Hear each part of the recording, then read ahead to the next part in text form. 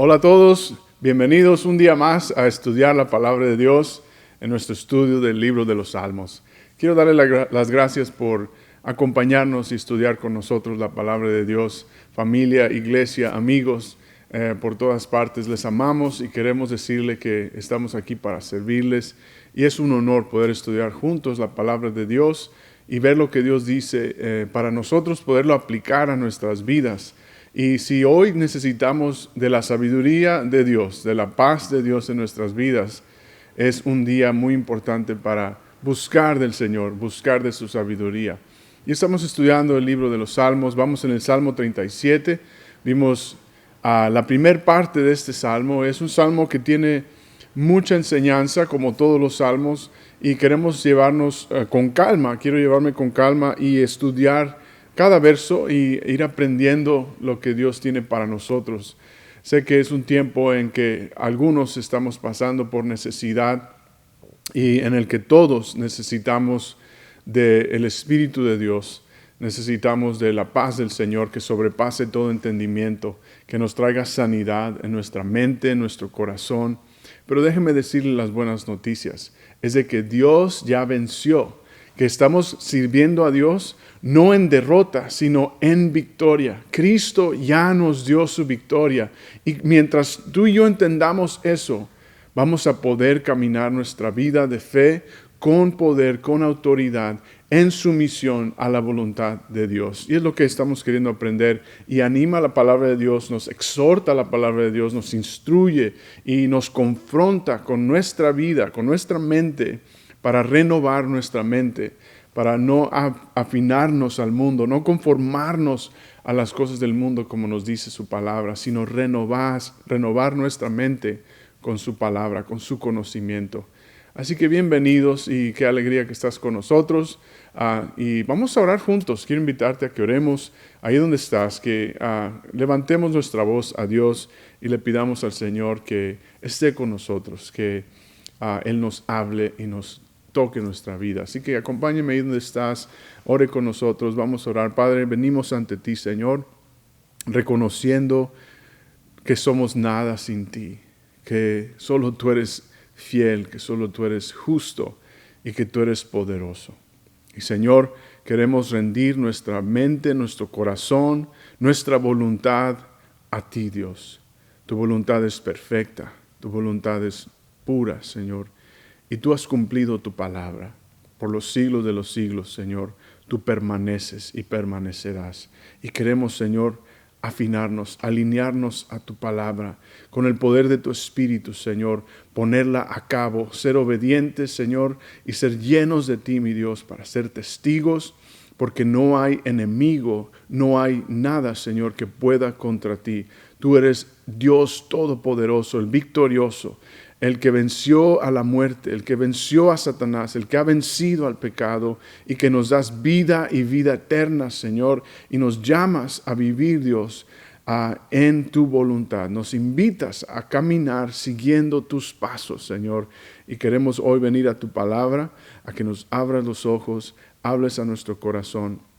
Bendice a cada uno de mis hermanos y mis hermanas hoy, Señor, que tú suplas toda necesidad, que tú des aliento de vida, que traigas paz a nuestras mentes, Señor, que están desconcertadas, que estamos, Señor, con angustia, con temor, tal vez con preocupaciones, Señor. Más que nunca la preocupación se nos ha venido a la mente y al corazón, Señor. Yo te pido, Dios, que nos ayudes y levantes todas nuestras cargas.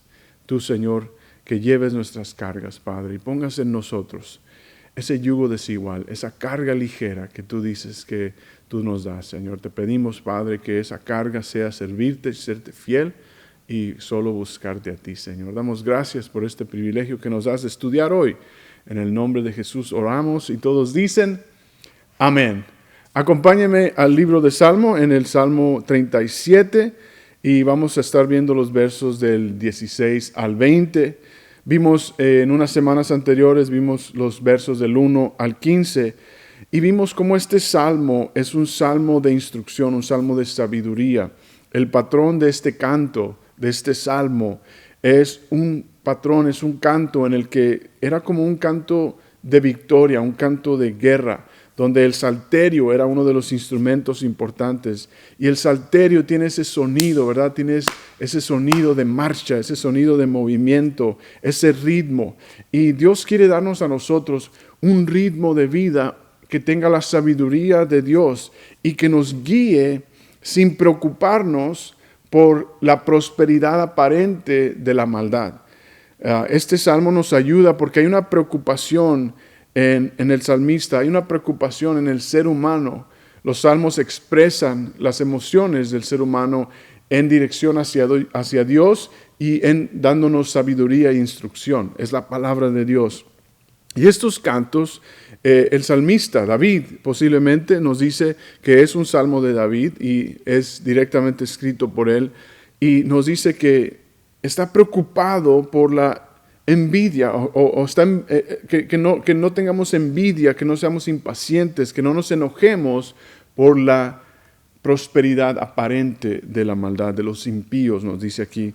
Y vimos en los versos 1 y 2, nos dice, no te apacientes a causa de los malignos, ni tengas envidia de los que hacen iniquidad, porque como hierba serán pronto cortados, y como la hierba verde se secarán. Más adelante menciona que debemos de deleitarnos en el Señor, que Él debe ser nuestro deleite. Y vimos esta ilustración, la idea principal de este libro es, imagínate, está alguien comiendo una cena excelente, ¿verdad? Steak y ensalada y todo de lujo, ¿verdad? Y verdura y fruta, y tienes ahí un banquete. Y esa persona está comiendo esa cena, pero le espera su juicio final, le espera su ejecución. Está camino a la muerte, está en camino a su sentencia de muerte. Y luego vemos a alguien inocente, no en camino a sentencia de muerte, pero con un plato de frijoles, una cena no tan extravagante, por así decirlo. Y vemos a esa persona confiando en Dios. Y muchas veces, como cristianos, nos sentimos que tenemos ese platito de frijoles. Gloria a Dios por los frijoles y el arroz, ¿verdad? Yo con esos tengo. Pero imagínense, la ilustración es de que tengamos esa comida y estamos envidiosos del banquete de aquel que va a tener pena de muerte. Es interesante cómo esa ilustración nos ayuda a entender que se trata del futuro, se trata de lo que viene y se trata de que es temporal la aparente prosperidad de los malvados o de la maldad o de aquellos que hacen maldad. Tal vez tú y yo hemos sido uno de esos que estábamos en maldad, estábamos en rebeldía contra Dios. Imagínense, Dios nos ha mostrado su misericordia y no nos ha traído esa destrucción, y por medio de Jesucristo somos lavados y sanados. Esa es la idea principal. Y el salmista nos está diciendo que nos deleitemos en Él.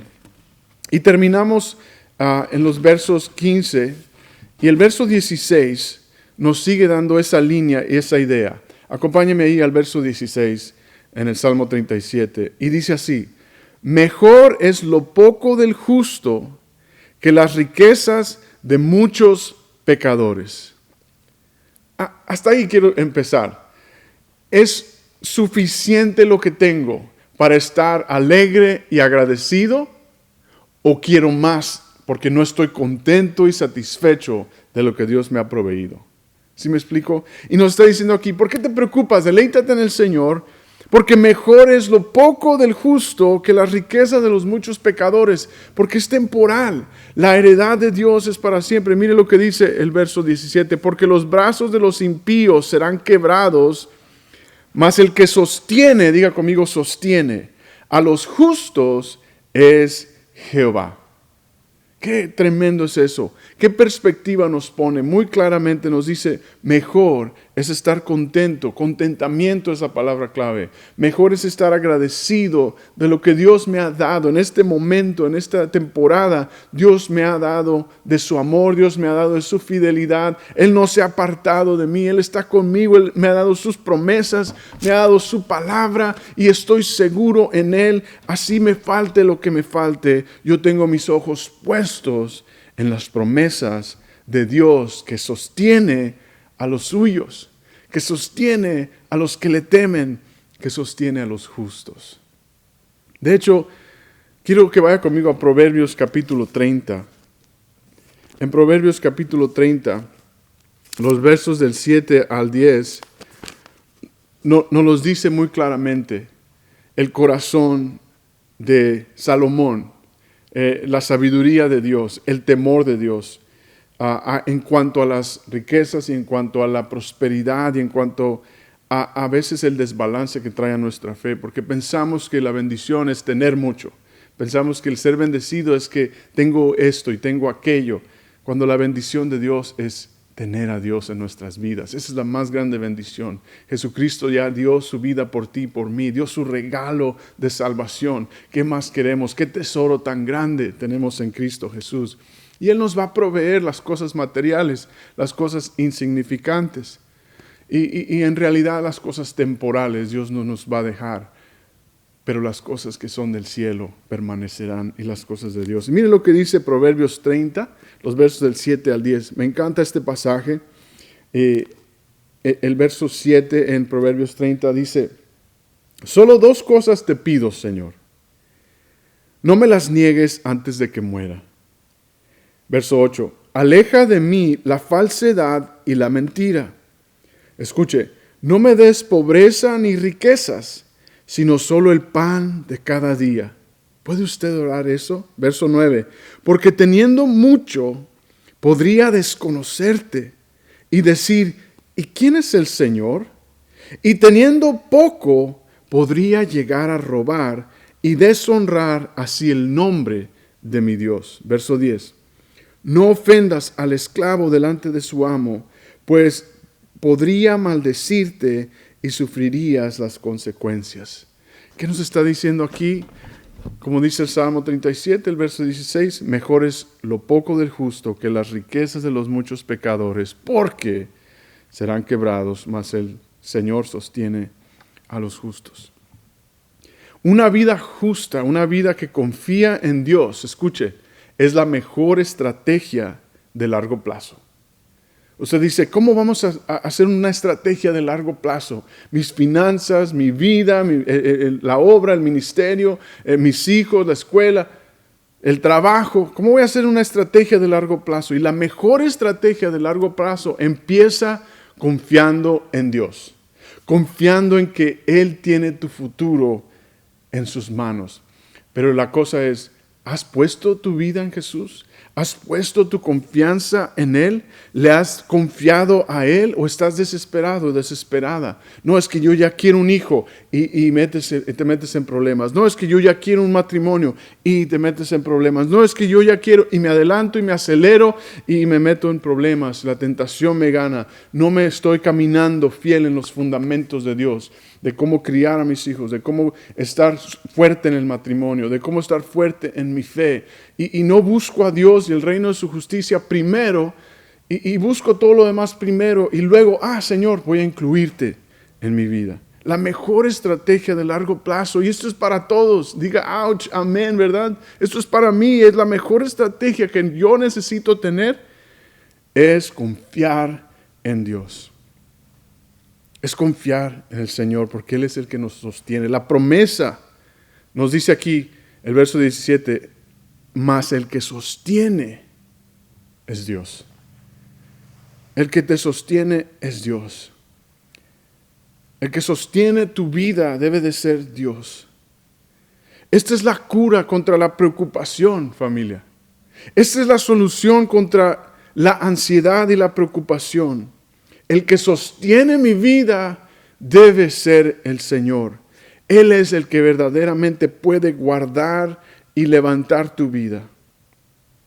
Esta es la solución y la cura contra toda preocupación. La preocupación nos dice, realmente tu preocupación y mi preocupación me dice a mí, es un termómetro de en qué confías o en quién confías.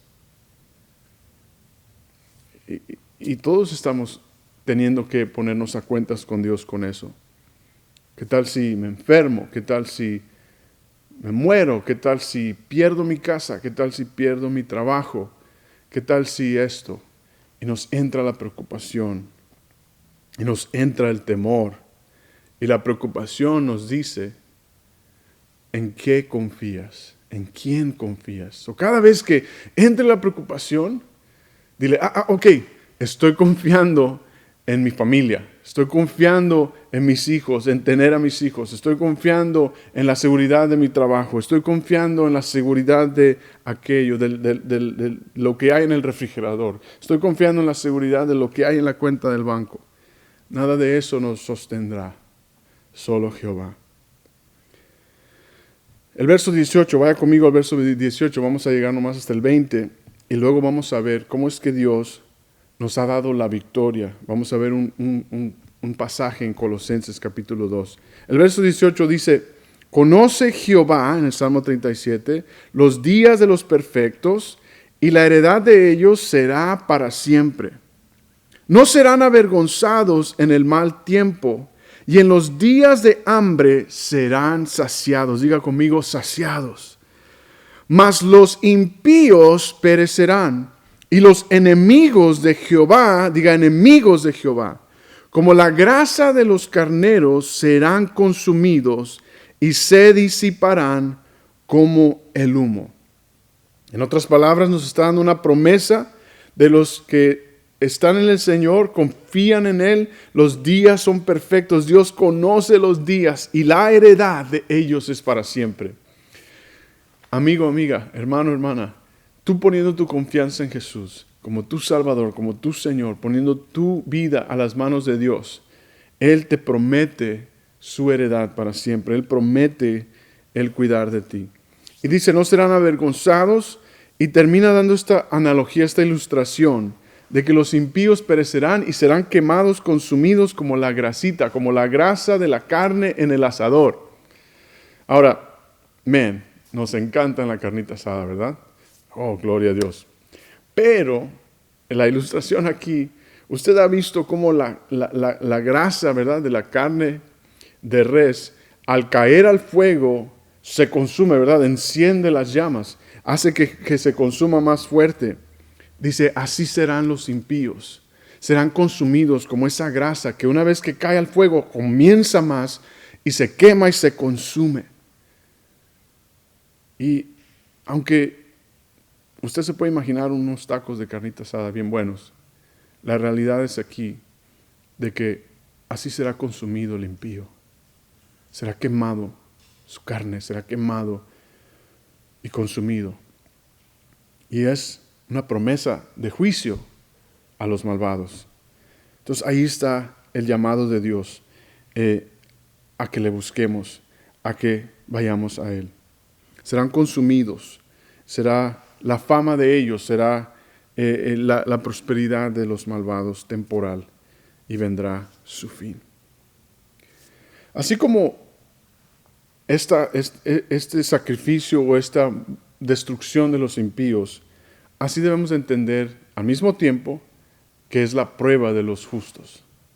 Mientras pensamos que el impío está siendo prosperado, el justo está en prueba, está siendo perseguido, está siendo oprimido, está necesitando confiar en Dios.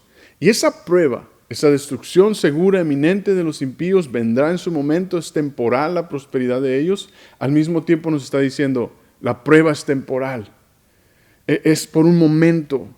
Es así como debemos de ver las cosas que están sucediendo. De hecho, en el hebreo es lo que nos está diciendo básicamente este verso. Nos está diciendo que ellos serán consumidos como si fueran puestos en el altar de fuego, como si fueran puestos para ser consumidos en el altar, como si fueran consumidos por el fuego de Dios. A ti y a mí el Señor nos ha dado una victoria. Y es aquí donde quiero terminar este texto. Pudiéramos seguir avanzando en el Salmo, pero quiero terminar aquí. Dios puso en mi corazón que viéramos en el Nuevo Testamento para aplicarlo a nuestras vidas hoy. Es bien relevante cómo ahorita sentimos un poco de opresión o que estamos siendo limitados como cristianos. Pero déjenme decirles, no hay un momento más importante para nuestra generación ahorita para testificar del amor de Dios, del poder de Dios, que en estos tiempos. Pero yo quiero que nos ayudemos en la palabra de Dios porque el Señor nos ha dado una victoria y Él ha expuesto a los enemigos, Él los exhibió públicamente, nos dice la palabra de Dios. Y cuando tú y yo entendemos que nuestro enemigo ha sido expuesto y que nuestro enemigo ha sido derrotado, entonces como cristianos podemos caminar en esa victoria y no caminar en derrota y no caminar en preocupación, porque es temporal y mis ojos están puestos en Jesús. Mi fe está firme en Él y voy a buscarle más que nunca, voy a acercarme a su palabra más que nunca, voy a congregarme más que nunca, voy a estudiar su palabra, voy a hablarle a mis hijos más que nunca, voy a mostrar mi amor a mi esposa, a mis hijos más que nunca. ¿Por qué? Porque Cristo me ha dado la victoria y déjame decirte hoy, Dios quiere decirte esto, si tú estás viviendo en condenación, si tú estás viviendo en pecado en este momento, en esta pandemia, tú te has alejado de Dios, te has metido en pecado, te has metido en adicciones, has hecho cosas que antes de esta pandemia estabas guardando tu vida para Dios, déjame decirte, ven y arrepiéntete, ven y busca a Dios, porque Él tiene una heredad para ti. Y dices tú, pero Dios no me puede perdonar. Dios es fiel y justo para perdonarte. Él exhibió a tus enemigos. Él te ha dado victoria y tú tienes que conocer esa victoria. Y quiero que vaya conmigo a Colosenses capítulo 2, verso 13 a 15. Esto es bien importante, iglesia, porque debemos de levantarnos en esa victoria. No estamos derrotados. No estamos derrotados. Vaya conmigo a Colosenses 2. El verso 13 y al 15, aquí vamos a concluir y vamos a aplicarlo a nuestras vidas. Dice el verso 13, y a vosotros, estando muertos en pecados y en la circuncisión de vuestra carne, os dio vida juntamente con Él, perdonándonos todos los pecados, diga conmigo todos los pecados. Anulando, me encanta esta palabra, anulando el acta de los decretos que había contra nosotros, que nos era contraria, quitándola de en medio y clavándola en la cruz y despojando a los principados y a las potestades, los exhibió públicamente, triunfando sobre ellos en la cruz del Calvario. Aquí vemos nuestra aplicación y vemos esta realidad a la iglesia de Dios, a los cristianos, a ti y a mí. Y si tú no tienes a Cristo en tu corazón, tú puedes caminar de derrota a victoria, de tinieblas a luz. Y hoy es el día de salvación. Vengamos a Cristo que nos dé vida. Y dice que estábamos muertos antes, que tal vez estábamos perdidos, estábamos del lado de los impíos. Esta es una realidad en la Biblia, de que sin Cristo, si tú estás tomando nota, escribe esto, sin Cristo estamos muertos, nos dice la Biblia. Sin Cristo estamos muertos. La Biblia no nos ve, el Señor no nos ve vivos si no tenemos a Cristo. Cristo es aquel que nos da vida, aquel que venció a la muerte. Y nos dice, antes estábamos muertos, Colosenses 2:13, en nuestra carne y nos dio vida juntamente con Él. No nos podemos dar vida tú y yo. No nos podemos dar vida tú y yo. Tenemos que recibir la vida de Dios, la vida que Cristo nos da. De hecho, en Juan 3 vemos cómo es que Nicodemo vino a preguntarle al Señor, ¿cómo es que tú haces cosas? Parece que Dios está contigo, que haces milagros. Y Jesús le dice a Nicodemo, tú necesitas nacer de nuevo. Y Nicodemo, pensando que por ser judío, por ser fariseo, por ser gobernante religioso, él tenía la entrada al cielo, él estaba cumpliendo todos los pasos para ir al cielo. Jesús le dice, a menos que nazcas de nuevo. Y solamente Dios nos puede dar esa vida nueva. Solamente Él nos puede perdonar. De hecho, el Salmo y Colosenses están en contexto con una profecía que se encuentra en Ezequiel capítulo 36. Vaya conmigo a Ezequiel capítulo 36, los versos del 25 en adelante, yo creo que hasta el 27. Y es una promesa de Dios para nosotros, incluso en estos tiempos. Y está en este contexto de que Dios ha hecho y hará a su pueblo, a su iglesia, esta promesa. Mira, Ezequiel 36, verso 25, si ya lo tienes, diga amén. El verso 25 dice: los sacaré de entre las naciones, los reuniré de entre los pueblos y los haré regresar a su propia tierra. Verso 25, leí el 24. El 25 dice: los rociaré con agua pura y quedarán purificados. Los limpiaré de todas sus impurezas e idolatrías. Verso 26. Les daré un nuevo corazón y les infundiré un espíritu nuevo. Les quitaré ese corazón de piedra que ahora tienen y les pondré un corazón de carne. Verso 27. Infundiré mi espíritu, o sea, derramaré mi espíritu, pondré mi espíritu en ustedes.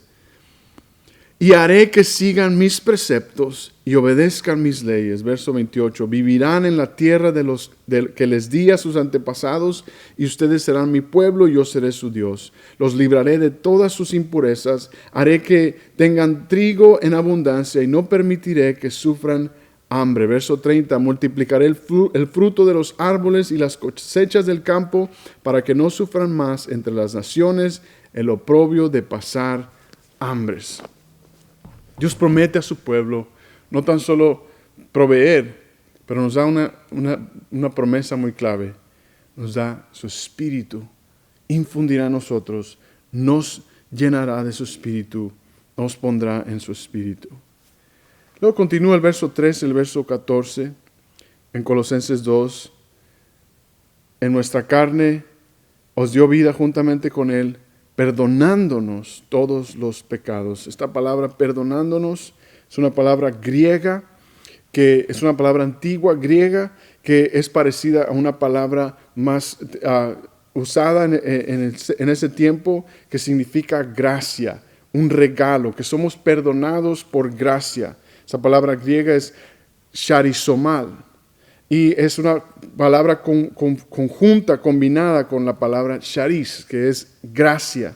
Y nos está diciendo el regalo del perdón, que somos perdonados. Pablo está diciendo, en Cristo nos regaló su perdón. En Cristo nos dio el perdón, el lavamiento de pecados. Y eso es muy poderoso porque todos necesitamos ese perdón. Y luego continúa diciendo, dice, anulando el acta de los decretos que había contra nosotros. Esa acta de decretos, esa declaración, es esa palabra que significa en dos áreas muy importantes. Un acta legal de los crímenes enlistados, de que somos culpables, y la factura de deuda, como si debiéramos una paga. Y dice que Cristo anuló esa paga, esa factura, esa acta. Esa palabra anulada en el griego significa ungir o cubrir.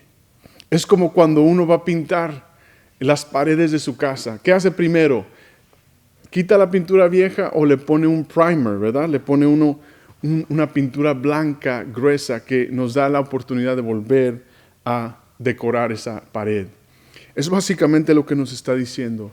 Dios nos cubrió, anuló, nos limpió de nuevo, puso ese primer, puso esa cobertura sobre nosotros, nos ungió regalándonos su gracia y anuló cualquier obra, cualquier castigo y cualquier ejecución que tú y yo merecemos.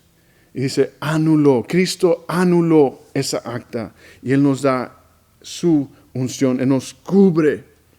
Y esto es muy importante porque el enemigo, el acusador, Satanás, es lo que significa Satanás. El acusador va a acusar y va a traer condenación, pero jamás puede acusarte si Cristo es el que ha anulado tus culpas, el que te ha dado su perdón por su regalo de gracia. ¡Qué poderoso es esto! Entonces, ¿por qué estamos derrotados? ¿Por qué caminamos en derrota? ¿Por qué nos entregamos y nos doblegamos a la tentación y al pecado? Tenemos que oponernos, tenemos que vivir en victoria. Cristo nos ha dado la victoria. Y no dejarnos llevar. Y luego continúa diciendo, clavándolo en la cruz. Anuló el acta y la clavó en la cruz. Es como si el sello de la cruz del Calvario quedó permanente para que cualquier acusador que quiera venir no tiene ninguna autoridad para hacerlo. Esta ha sido anulada tu culpa. Y dice que Él exhibió a sus enemigos, despojándolos, a los principados y a las potestades. En otras palabras, Dios desarmó al enemigo. Dios desarmó al ejército enemigo. Dios fue al campo del enemigo y desarmó, quitó toda arma, quitó toda estrategia, anuló toda capacidad del enemigo poder derrotarte. Los que están en Cristo, los que estamos en Cristo, lo hizo públicamente en la cruz del Calvario para darte victoria. Y es ahí donde estamos. Y es ahí donde quiero invitarte, si tú no estás en esa victoria, a que tomes la victoria que Cristo nos da. Él ha derrotado al enemigo. Él ha derrotado las tinieblas. Es temporal la aparente prosperidad del enemigo. Cristo va a triunfar y su iglesia, su pueblo, debemos de demostrar el amor de Jesús, la victoria de Cristo sobre nuestros pecados, de que no somos nosotros, sino Cristo el que venció. Cristo es el único que merece la gloria y que para Él sea la alabanza y el honor por los siglos de los siglos. El Salmo 37 nos está ayudando a entender lo que nos dice Colosenses. Colosenses nos ayuda a entender como iglesia las promesas de Dios siempre han sido liberar a su pueblo, sostener a su pueblo y guiar a su pueblo a la victoria. Estamos caminando en territorio del enemigo, estamos avanzando en victoria, tomando posesión de lo que Dios nos da, y es salvar almas, restaurar matrimonios, levantar a jóvenes y a niños y llamarnos a servirle a Él, a no dejar de animarnos, a no dejar de congregarnos, no dejar de servirle, porque Dios tiene un plan de sostener a su pueblo, sostenerte a ti en tu familia, en tu hogar. Cristo es la imagen de este conquistador colgado en la cruz. Él conquistó espiritualmente, exhibió a todos nuestros enemigos y canceló, no tan solo canceló esa deuda, sino nos da una victoria gloriosa en Cristo. Quiero invitarle a que oramos juntos, vayamos al Señor y pidámosle a Dios que nos dé de su Espíritu para caminar en victoria. Él sabe tu necesidad. Así que ahí donde estás, oremos juntos, pues junto con tus propias palabras, hacer esta oración al Señor. Dice: Señor Jesús, he estado en derrota, he estado del lado de la oscuridad y de las tinieblas, pero hoy quiero confesarte a ti, Jesús, como mi general, como mi Dios victorioso, quien ha vencido en la cruz a mi favor. Señor, anula mis pecados, perdona mis pecados, confieso mis pecados, he fallado contra ti, he pecado contra ti, mi Dios. Límpiame, lávame. Regálame tu victoria, Señor. Ayúdame a vivir en santidad, en obediencia a tu palabra. Ayúdame a conectarme a tu plan, Señor, a tu voluntad, a través de la iglesia, a través de la palabra de Dios. Yo te pido, Señor, en el nombre de Jesús. Y todos dicen: amén, amén. Qué bendición es estudiar su palabra. Vamos a tener un tiempo de alabanza. Nuestro equipo de alabanza trabaja duro cada semana y damos gracias a Dios por ellos, por los cantos y las grabaciones de este equipo maravilloso que Dios nos ha dado. Quiero que disfrute este tiempo de alabanza, que alabe con su familia, que sirvamos a nuestro Dios victorioso. No se le olvide que estamos sirviendo a nuestra comunidad tenemos unas mochilas que queremos que usted se lleve.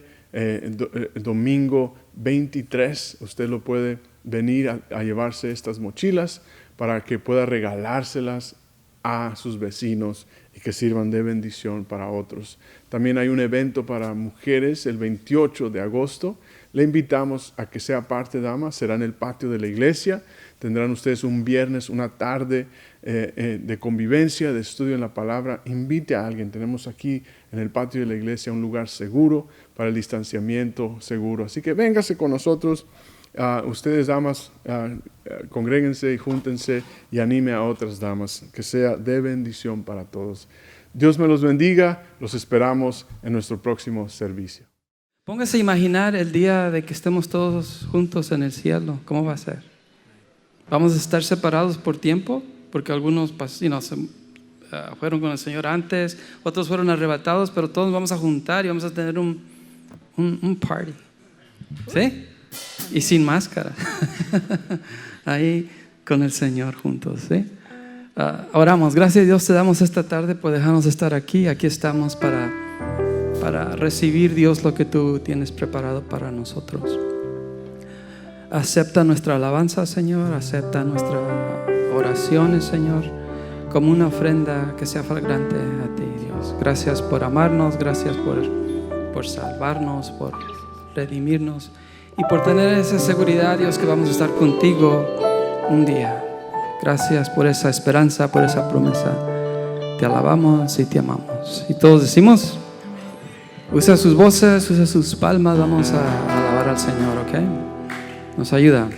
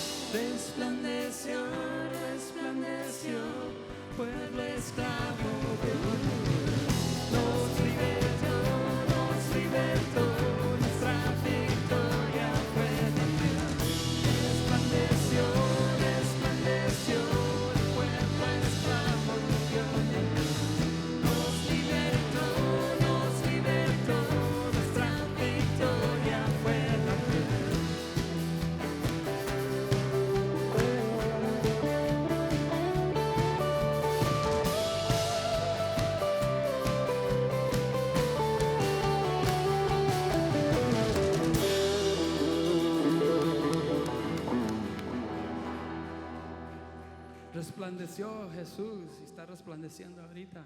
Si tú no lo conoces, ven a Él. Amén. Amén. Tenemos una esperanza. Ahora cantamos esperanza de vida.